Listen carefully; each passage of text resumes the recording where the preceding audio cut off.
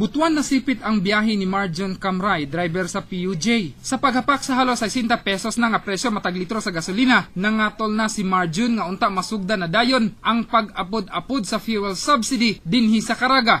Maayo kung muabot dire kanang ilang kawan. Pangatag ng mga card. Apan wala pa'y malauman si Marjon. Sumala kang LTO Regional Director Alim Pangandaman, wala pa'y ilang nadawat nga fuel cards o guidelines sa programang Pantawid Pasada program. Frankly speaking, wala pa kami na-receive na guideline from LTFRB Central Office. Kasi ang mukhang lead agency dito ay ang Department of Energy. Unfortunately, wala pa ata tayo dito na regional office ng Department of Energy.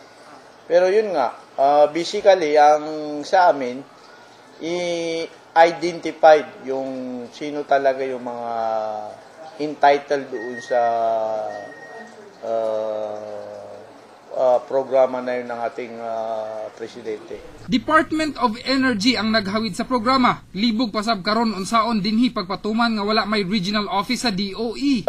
Kami lang yung nakakaalam kung sino yung talaga yung mga legitimate operators. Insofar as PUJ is concerned. Yun naman sa tricycle, ang tricycle kayo na under sa LGU.